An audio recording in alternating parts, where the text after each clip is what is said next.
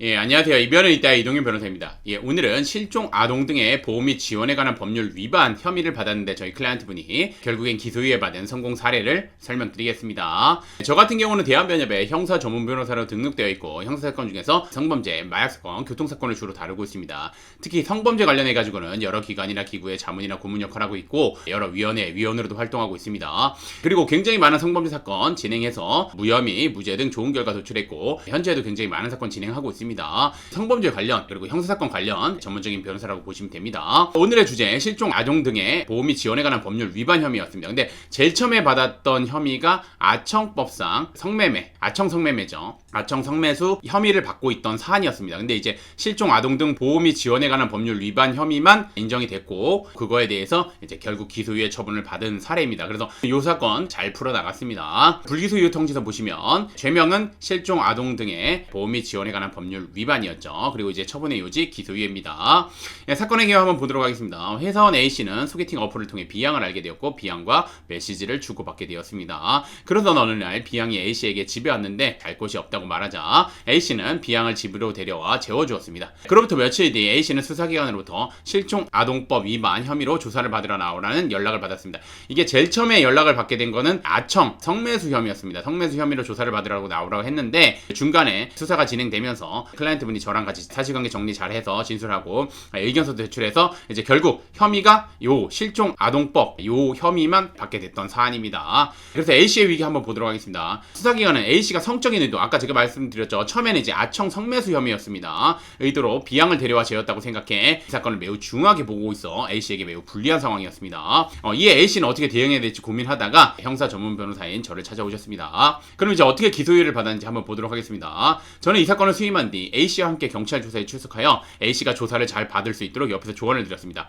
즉 제가 아까 말씀드린 것처럼 처음에 이 사건이 시작된 거는 아청 성매수 혐의였습니다. 그런데 이제 성관계나 이런 건 없었고 왜냐면 이제 메시지나 이런 걸 보고 성매수를 했다고 혐의가 있다고 보고 있었습니다. 근데 이제 그거에 대해서 사실대로 진술을 했고 그와 관련된 의견서도 적극적으로 제출했습니다. 그래서 조사가 시작되기 전에 제가 그 의견서 관련해 가지고도 제출해놨습니다. 그 조사를 받는 중에 죄명을 이렇게 변경을 했고 그리고 이제 이거는 당연히 인정을 해야 되겠죠. 그래서 이제 이거에 대해서는 인정을 했습니다. 인정을 했고 그 다음에 이제 조사를 마친 뒤 저는 A씨에게 반성문, 정신과 진료 내역서, 탄원서, 재직증명서, 대학교 졸업증명서 등 여러 양형자료를 요청드렸고 이를 바탕으로 해가지고 A씨는 이 사건에 대해서 혐의를 인정하고 반성하고 있다는 점, A씨는 B양을 집에 데려와 재워주었을 뿐 성적인 목적이나 의도가 없었다. 즉 성관계나 이런 거 전혀 없었다는 점. 그 다음에 A씨는 B양을 약 8시간 정도, 그러니까 하루 재웠습니다. 하루. 저녁 때 데리고 와서 재우고 다음날 이제 나갔습니다. B양이. A씨는 B양을 약 8시간 정도 데리고 있었던 것으로 행위 태양이 매우 경미하다는 점 등을 어필하면서 이번에 하나의 마지막으로 기소유예 처분을 내려달라는 내용의 변호인 의견서를 제출했습니다. 결국 이러한 주장을 받아들여가지고 검사는 A씨에게 기소유예 처분을 내렸습니다.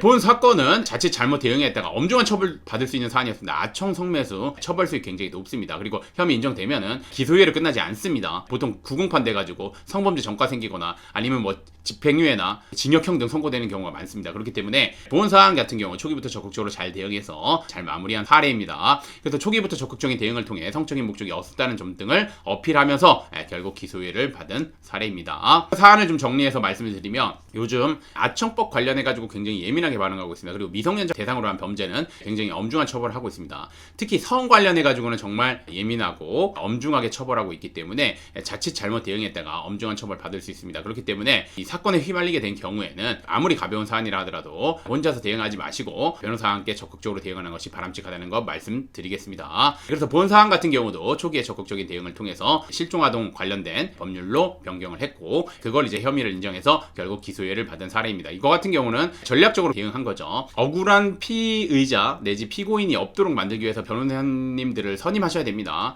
그래서 이 사안 같은 경우도 저도 이제 처음에 딱 들어갔을 때 이제 사안 관련해가지고 보고 관련된 자료 확인하고 성관계, 성매수 없었다는 거 확인한 다음에 그 다음에 이제 전략을 이렇게 하나하나 세워가지고 결국에는 제가 원하는 기소유예 처분을 받게 된 사안입니다. 그래서 말씀드리지만 아청법 관련된 사안에 휘말린 경우는 혼자서 대응하지 마시고 변호사님과 함께 대응하는 것이 바람직하다는 거 말씀드리겠습니다. 예, 오늘의 주제는 여기까지 마치겠고 저는 이변은 이따의 이동현 변호사였습니다. 예, 감사합니다.